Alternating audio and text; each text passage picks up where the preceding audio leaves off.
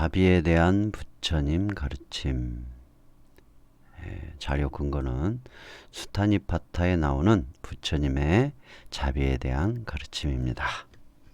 수타니파타, 수타니파타. 수타니파타는 불경 가운데 가장 먼저 이루어진 경으로 초기 경전이라고 하는 것을 대표로 하는 경으로 추정하며, 수타는 팔리어로 경이라는 말이고 니파타는 모음이라는 뜻으로 부처의 설법을 모아놓은 것이라는 뜻으로 되어 있습니다.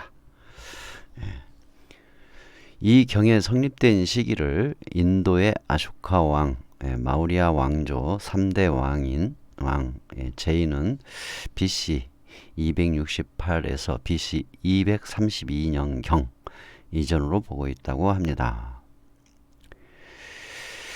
그러니까 이 경의 성립된 시기는 인도의 아쇼카 왕 이전으로 보고 있다고 한다라는 것이죠.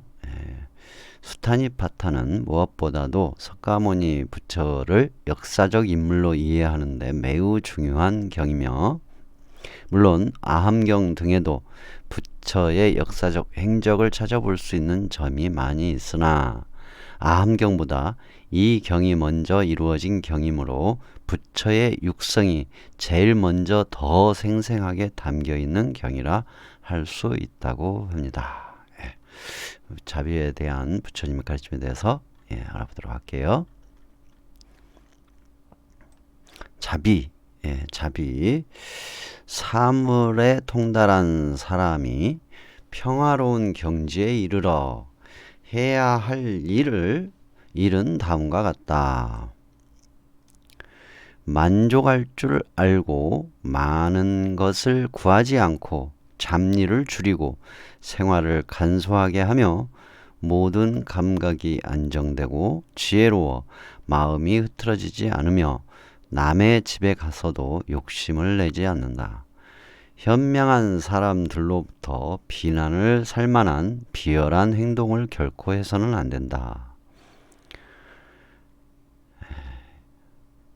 제가 제일 좋아하는 부분, 이 부분인데 한번 볼까요? 살아있는 모든 것은 다 행복하라, 편안하라, 안락하라.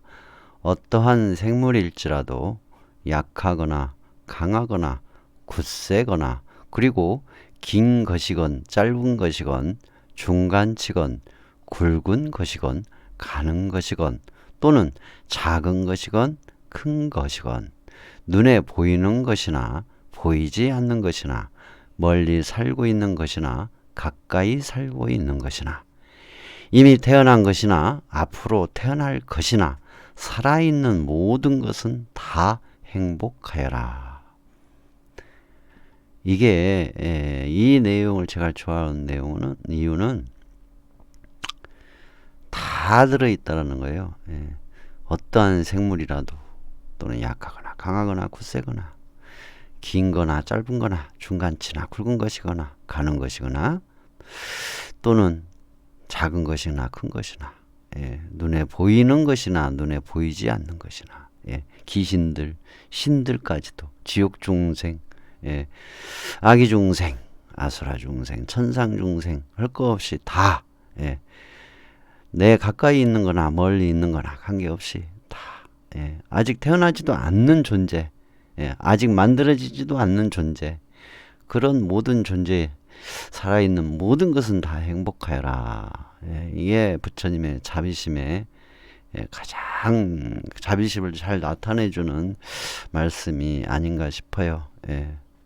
이렇게 말한 성인은 없어요. 이렇게 말을 한 성인들은 참, 그래서 굉장히 제가 좋아한답니다. 어느 누구도 남을 속여서는 안 된다. 또 어디서나 남을 경멸하여서도 안 된다. 남을 골려줄 생각으로 화를 내어 남에게 고통을 주어서도 안 된다. 마치 어머니가 목숨을 걸고 애아들을 지키듯이 모든 살아있는 것에 대해 한량없는 자비심을 바라라.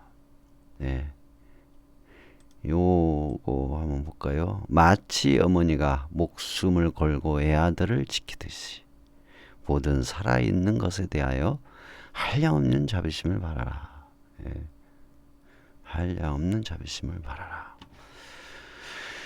네. 또 온 세계에 대해서 무한한 자비를 행하라. 위로 아래로 옆으로 장애도 원한도 적의도 없는 자비를 행하라. 서 있을 때나 길을 갈 때나 앉아 있을 때나 누워서 잠들지 않는 한 이 자비심을 굳게 가지라. 이 세상에서는 이러한 상태를 신성한 경지라 부른다. 예. 온 세계의 자비를 행하라. 예.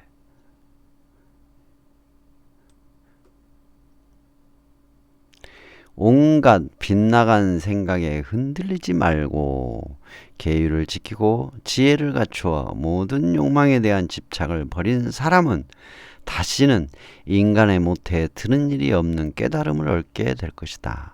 깨달아 해탈한 사람이 어떤 사람인지 알 수 있는 말씀 중에 하나라고 볼 수가 있죠.